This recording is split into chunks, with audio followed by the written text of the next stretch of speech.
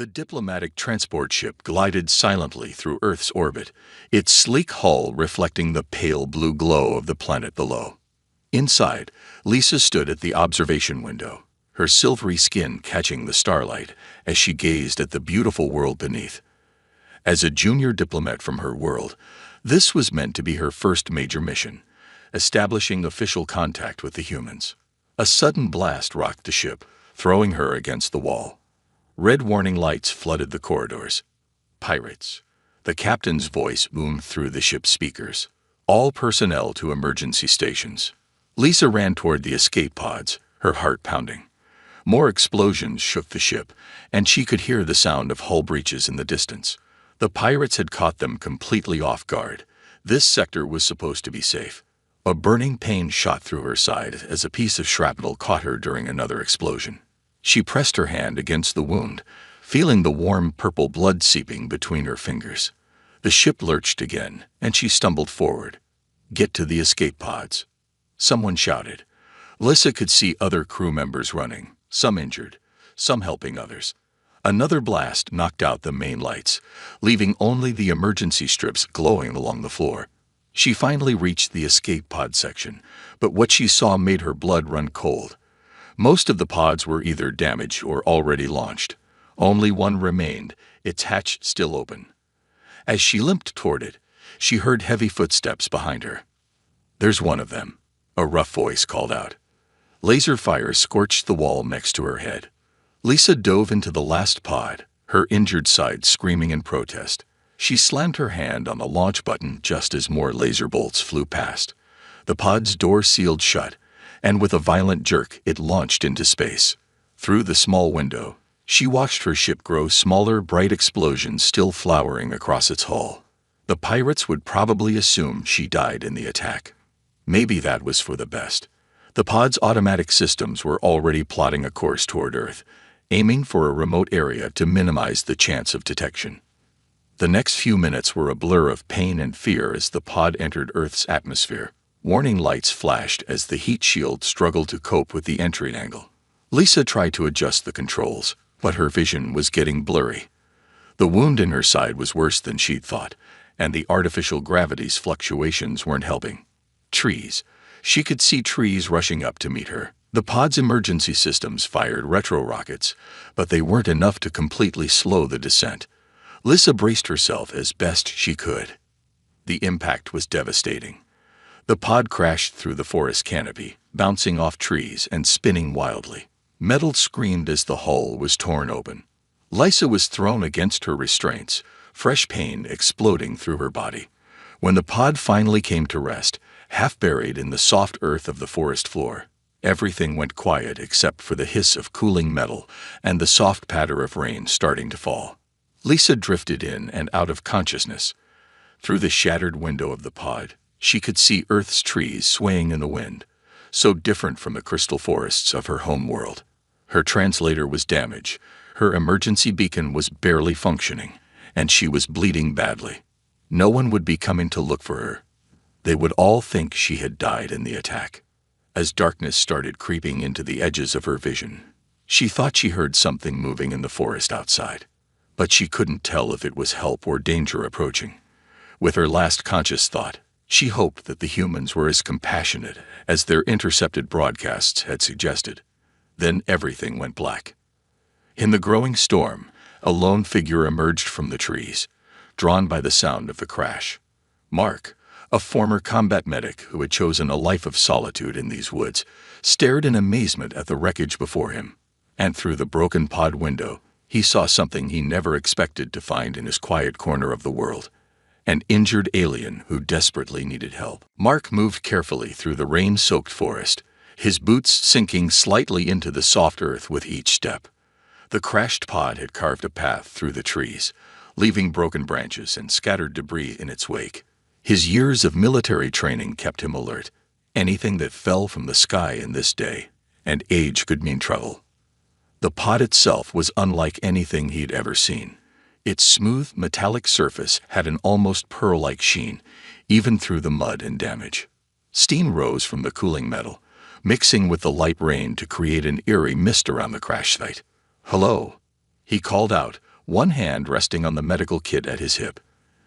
The other held a flashlight, its beam cutting through the growing darkness. Anyone alive in there? That's when he saw her through the shattered window, a figure slumped in what looked like a pilot's seat. Mark's breath caught in his throat. The being inside was clearly not human. Her skin had a silvery sheen, and even unconscious, there was something undeniably alien about her features.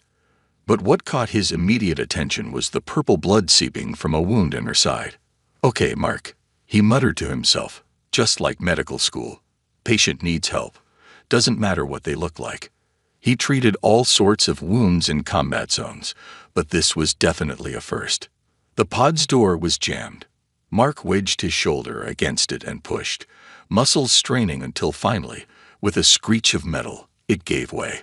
The interior lights flickered weakly, casting strange shadows across the alien's face. Up close, he could see she wasn't so different.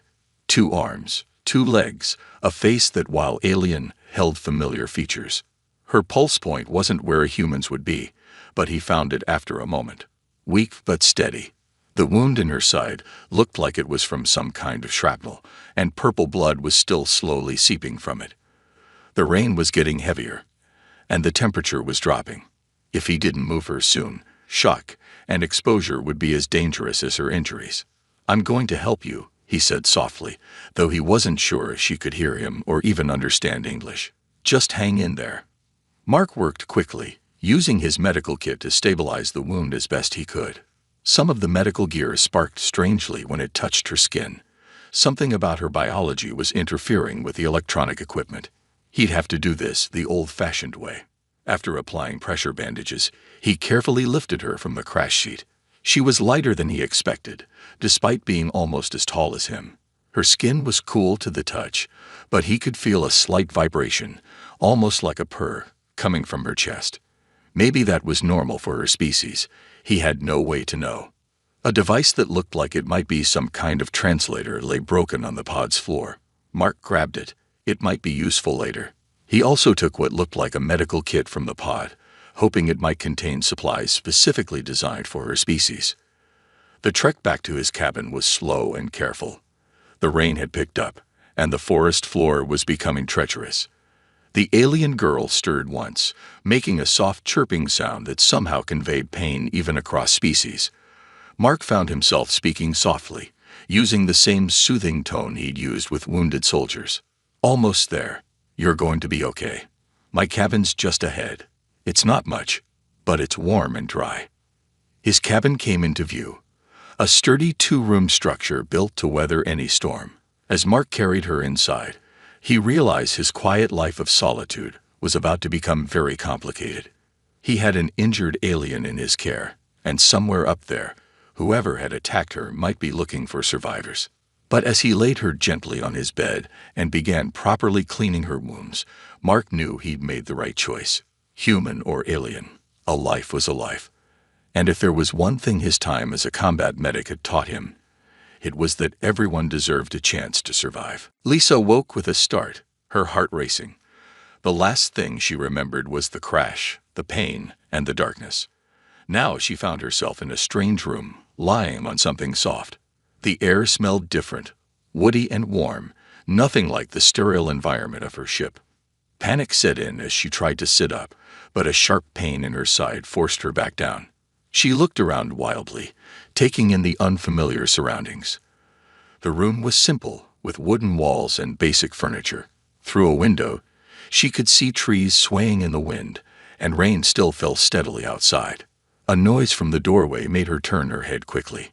There stood a human, tall and strong-looking, holding what appeared to be a bowl of something steaming. Lisa tried to move away, but her body wouldn't cooperate. "Easy there," the human said softly, staying in the doorway. "You're safe. I'm not going to hurt you." He held up his empty hand in what she hoped was a peaceful gesture. Lisa reached for her translator device, only to remember it was damaged in the crash. She touched her throat and made a speaking gesture, then shook her head sadly. The human nodded, seeming to understand. He pointed to himself and said clearly, "Mark." Lisa considered for a moment, then pointed to herself and said her name in her language. which sounded like a musical note to human ears. "Lisa," Mark repeated, simplifying it to something his human tongue could manage. She nodded. It was close enough. Mark moved slowly into the room, placing the bowl on a small table near the bed. He pointed to her bandaged side, then made a questioning gesture with his hands.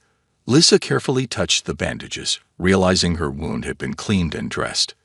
The pain was less now, and she could feel the healing process had begun. She looked at Mark with new understanding. He must have found her in the crash and brought her here.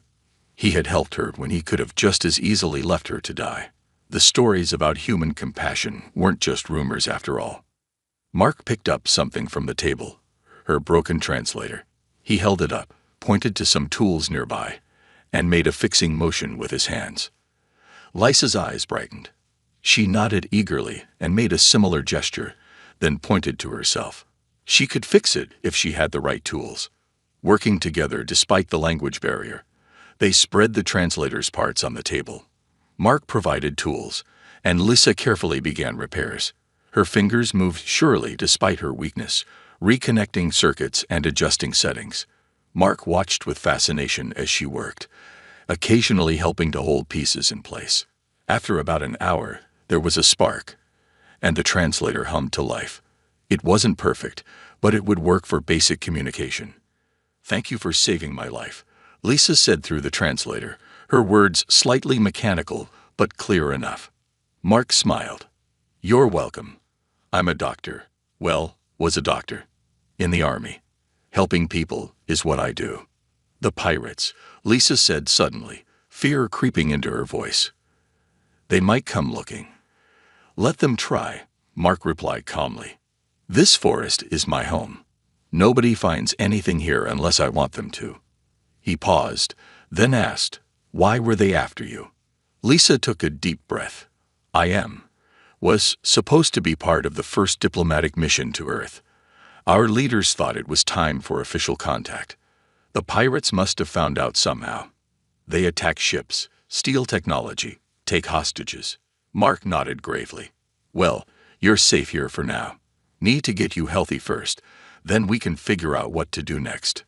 Lisa felt tears forming in her eyes, a reaction that surprised Mark, as he hadn't known aliens could cry. "Thank you," she said simply. "Your kindness. It proves we were right about humans."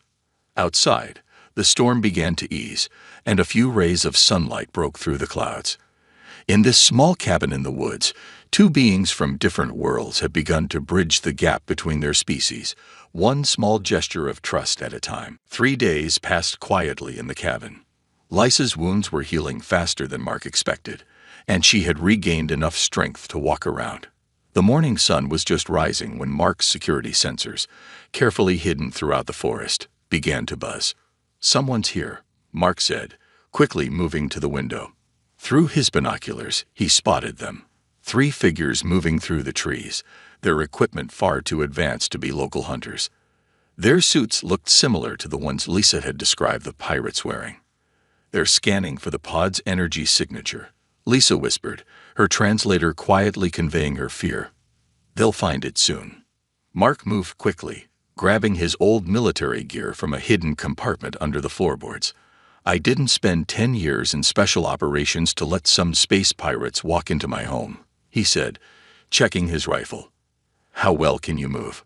"Better than they expect," Lisa replied. She stood up straighter, and Mark noticed something strange. Her silvery skin seemed to shift colors slightly, beginning to match the wooden walls behind her. "My people were hunters before we became diplomats. We retained some useful abilities."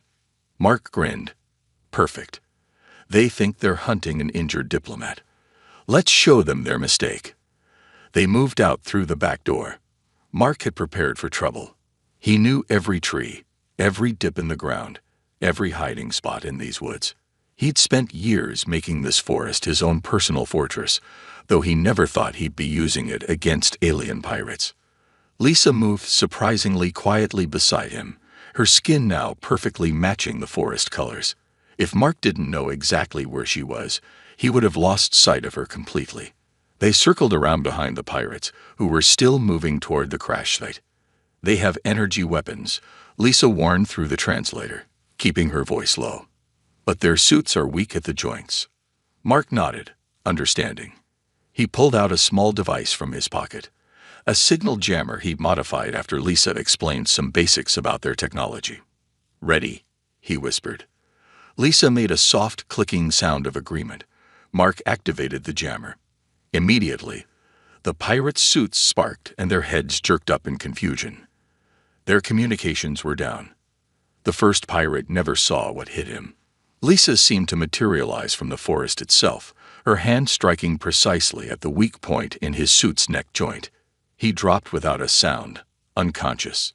Mark took advantage of the confusion, firing 2 perfect shots with his tranquilizer rifle. The second pirate went down, but the third managed to fire his energy weapon. The blast hit a tree, sending splinters flying.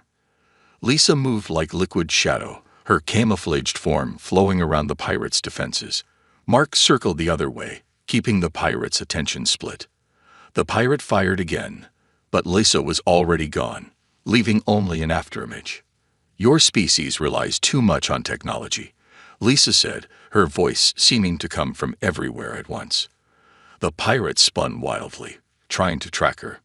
Mark used the distraction to close in. One solid hit with his rifle butt, and the final pirate crashed to the forest floor. "That was impressive," Mark said, securing the unconscious pirates with restraints.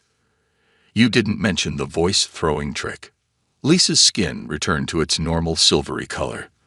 "There are many things my people can do. We choose peace not because we are weak, but because we know the cost of war." She swayed slightly, the exertion having taken a toll on her still healing body. Mark steadied her with a gentle hand. "We should get back. More might come, and we need to be ready." "They'll have a ship nearby," Lisa said, helping Mark gather the pirates' weapons.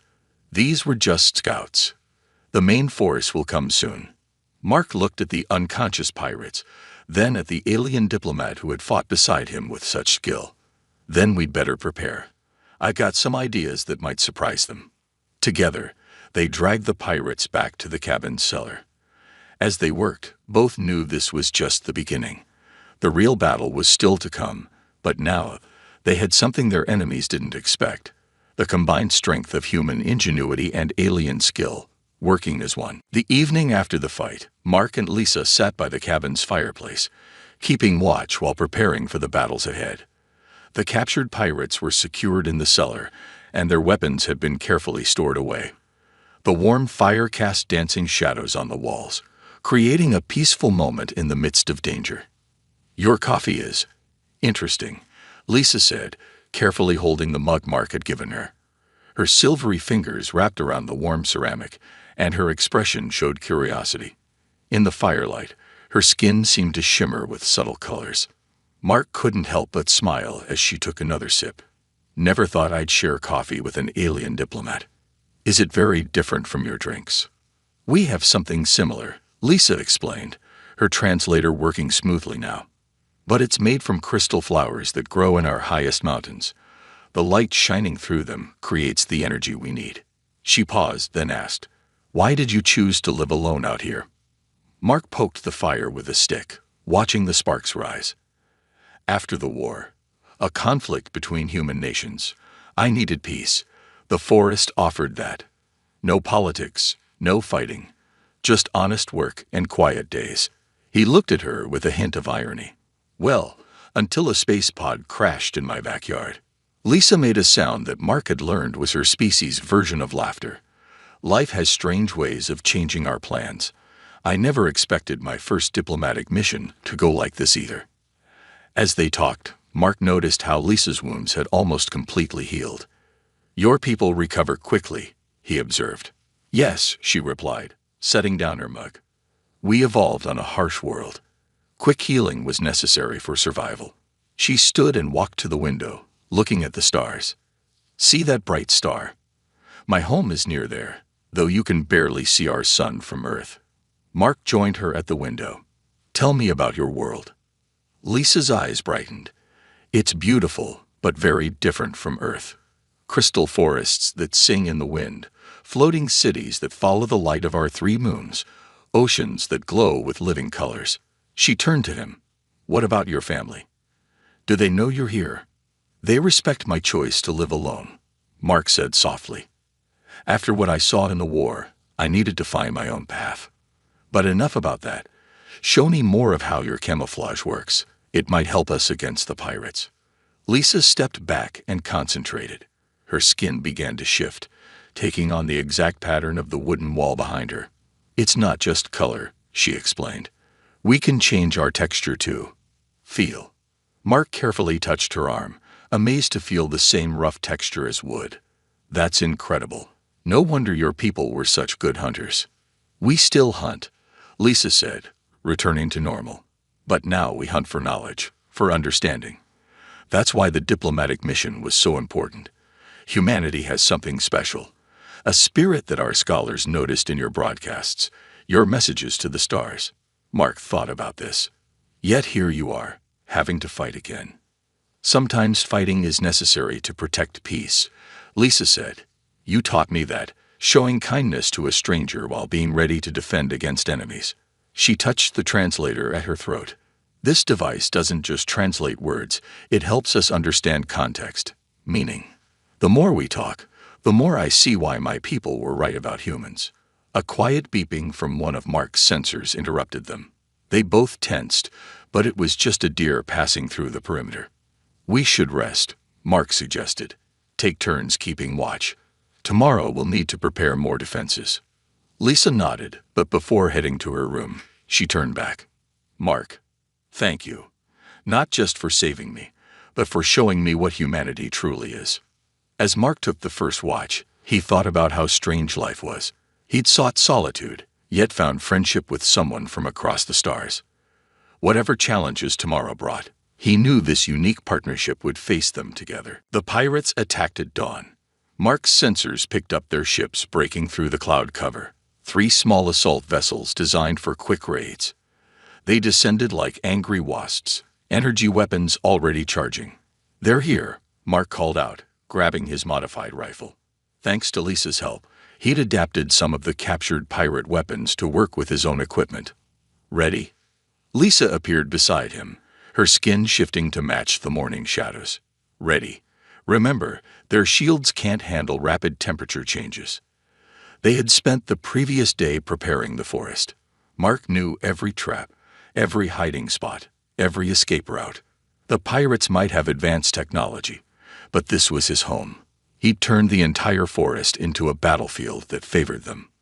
The first explosion rocked the trees as the pirates tried to clear a landing zone. But Mark had expected this.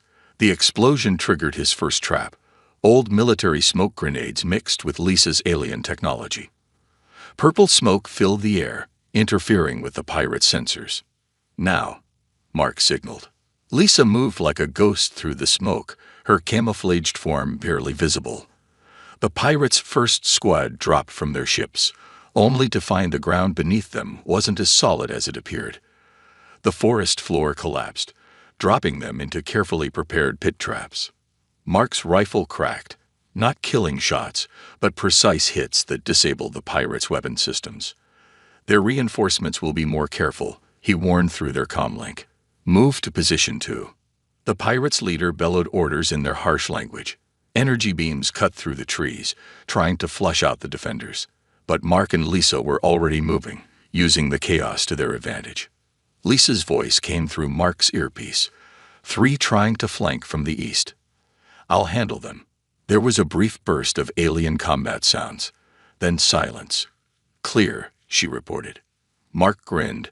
Her people's hunting abilities combined with his tactical training made them a formidable team.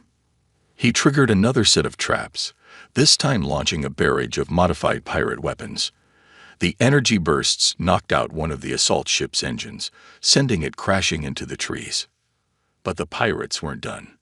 Their leader, a huge alien in crimson armor, activated some kind of shield generator. A dome of energy began spreading across the battlefield. They're trying to trap us, Lisa warned. That field will block my distress signal. Then we end this now, Mark replied. He pulled out their secret weapon, a device they built using parts from Lisa's pod and the captured pirates' equipment. Remember what you said about rapid temperature changes? Lisa's translator conveyed her laugh. Just like the crystal storms back home. Do it. Mark activated the device. It looked simple, just a small box with blinking lights, but it began pumping out waves of alternating heat and cold. The pirate's shields sparkled and crackled as the temperature stress built up. The pirate leader realized the danger too late. His shield generator overloaded, the explosion knocking him off his feet.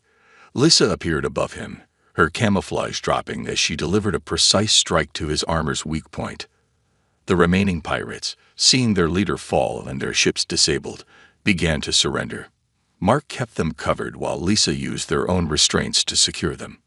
Not bad for a human who likes to live alone, Lisa said, her skin returning to its natural silver color.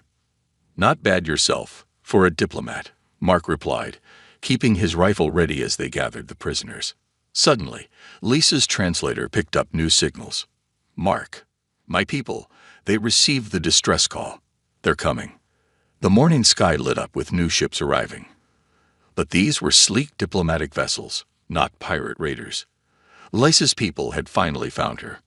Mark watched the ships descend, knowing everything was about to change. The quiet life he built here in the forest was over. But looking at Lisa, seeing the joy on her alien features as her people arrived, he realized he didn't mind. Sometimes the best discoveries in life came from unexpected changes. Ready to make history? Lisa asked, turning to him. The first official contact between our peoples. Mark shouldered his rifle and nodded. Lead the way, diplomat. Just remember who patched you up when you tell the story. The diplomatic ships landed in a clearing near Mark's cabin, their arrival far more graceful than the pirates' violent entrance. Lisa stood tall beside Mark as her people emerged, elegant beings with the same silvery skin, their formal robes flowing in the morning breeze. High Council member, Lisa exclaimed, recognizing the lead figure. Her translator conveyed both respect and surprise. I didn't expect you to come personally. The council member, tall and distinguished-looking, approached them. When we received your distress signal and the subsequent battle reports, I had to see this for myself. His gaze turned to Mark. So, you are the human who saved our young diplomat. Mark straightened up, suddenly aware of his worn clothes and the rifle still slung over his shoulder. I just did what anyone would do, he said simply. The council member made a gesture that seemed to ripple through the air. Not anyone. You protected one of our own when you could have turned away. You risked your life against superior technology. And most importantly, his translator conveyed a tone of amusement. You managed to teach our most energetic young diplomat some patience. Lisa's skin flickered with colors, her species' version of blushing. He taught me much more than that, she said. High Council member, what happened here proves everything we believed about humans. They are capable of such kindness, such resourcefulness. Security teams from the diplomatic ships were already taking custody of the captured pirates. Mark watched as they efficiently secured the prisoners and began collecting the scattered pirate technology. We've been monitoring Earth for some time, the council member explained to Mark, waiting for the right moment for official contact. We never expected it would happen quite like this. He gestured at the battlefield around them, the disabled pirate ships, the clever traps, the signs of their combined resistance. Sometimes the best plans are the ones that happen by accident, Mark said, earning an appreciative sound from Lisa. The council member's translator conveyed deep consideration in his next words. We find ourselves in an unprecedented situation.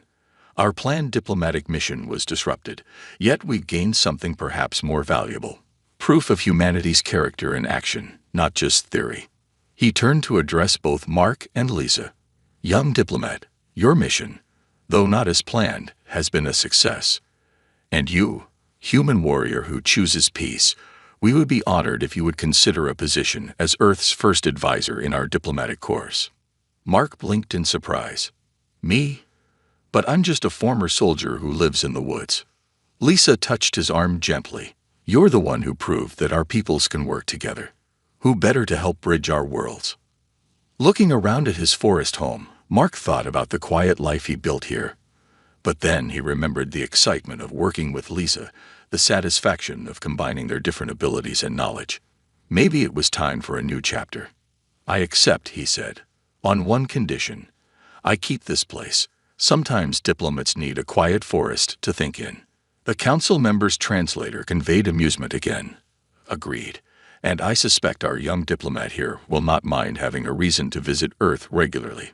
Lisa's skin rippled with happy colors. "We made a good team," she said to Mark. "We still do." As the diplomatic teams began setting up proper communication arrays and preparing for the formal announcement of first contact, Mark stood with Lisa at the porch of his cabin one last time. "Think you'll miss the quiet life?" she asked. Mark watched the organized chaos below. Human authorities arriving to coordinate with Lisa's people, medical teams treating the injured pirates, diplomatic staff preparing statements. "Actually," he said with a smile, "I think life's about to get a lot more interesting." The morning sun rose higher, shining down on humans and aliens working together, all because one soldier chose to help a wounded stranger who fell from the sky. Sometimes, the greatest journeys start with the simplest acts of kindness. "Come on," Lisa said, her translator conveying excitement. "We have two worlds to introduce to each other." Mark nodded, ready for his new adventure. After all, he was no longer just a former combat medic living alone in the woods. Now he was humanity's first alien diplomatic advisor, and he had a feeling this was just the beginning of an amazing story.